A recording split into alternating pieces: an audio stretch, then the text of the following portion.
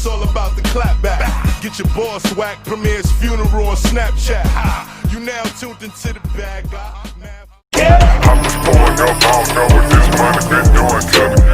I just been buying foreign cars and blowing bands on jewelry. And I'm pulling up with that chop. What's good, y'all? Fist Vegas, the hardest voice of sports. Go ahead, hit that like button and subscribe to the Fist unit while you at it. Y'all know what time it is. If you ain't with it, you best get with it.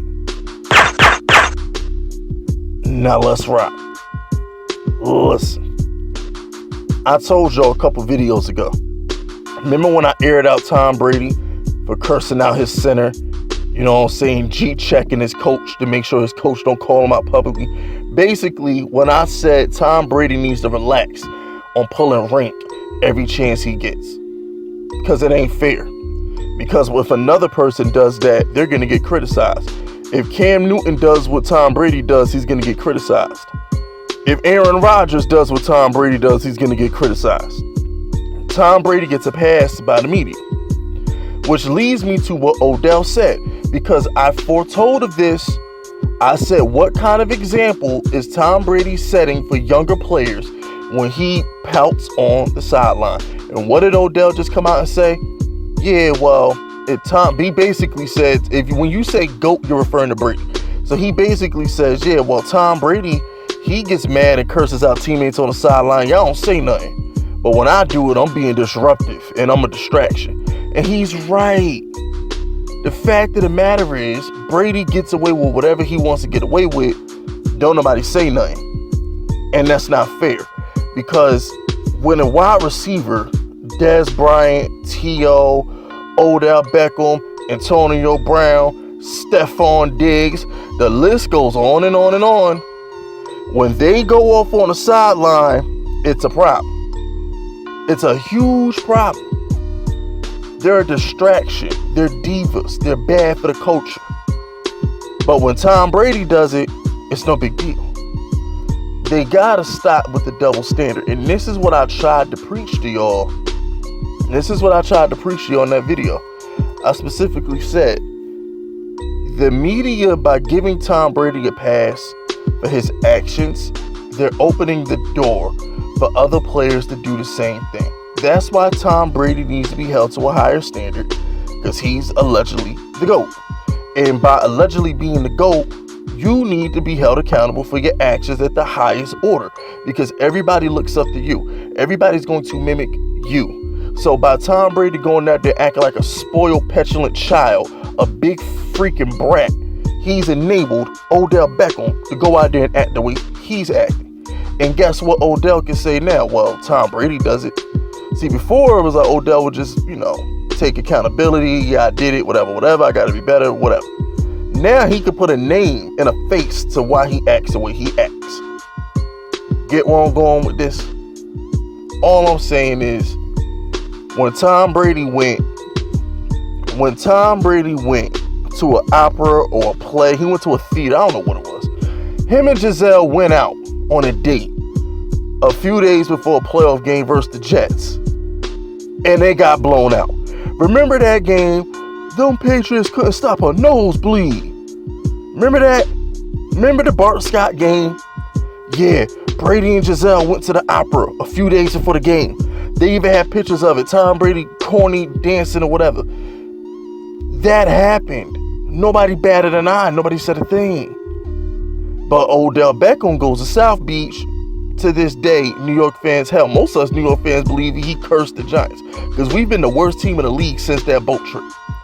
We went from 11-5 to having the worst record of football since the boat trip. So it's like, you got to look at it from this perspective too.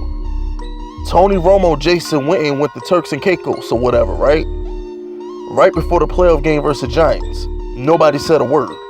They were more concerned about T.O.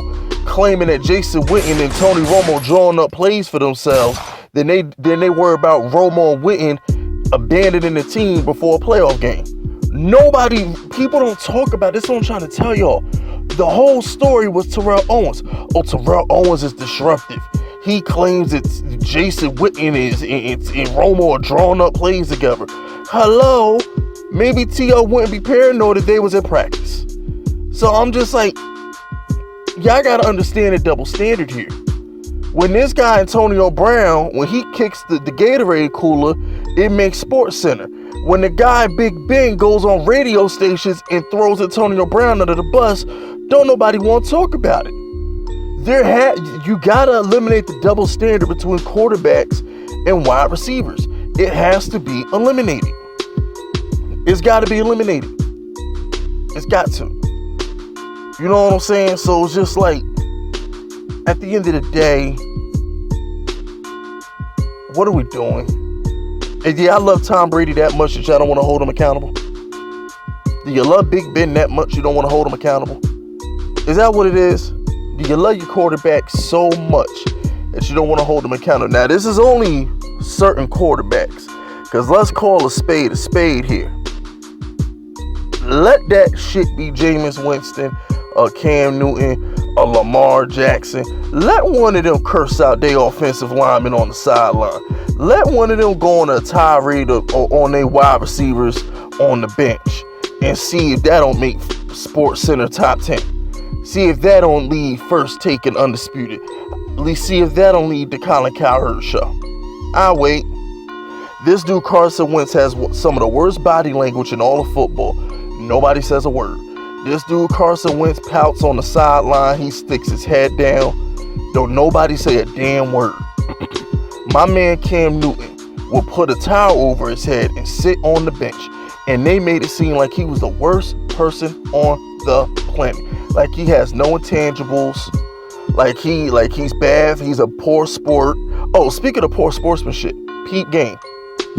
How come Tom Brady don't gotta shake Nick Foles' hands, but my guy Cam Newton gotta sit there and answer questions at the post-game podium? Speaking of Cam Newton, so Cam Newton was the worst franchise quarterback. He's the disgrace to the league. He's not the real face of the NFL. He's immature and needs to grow up because he didn't want to answer all his questions at a post-game podium after losing the Super Bowl.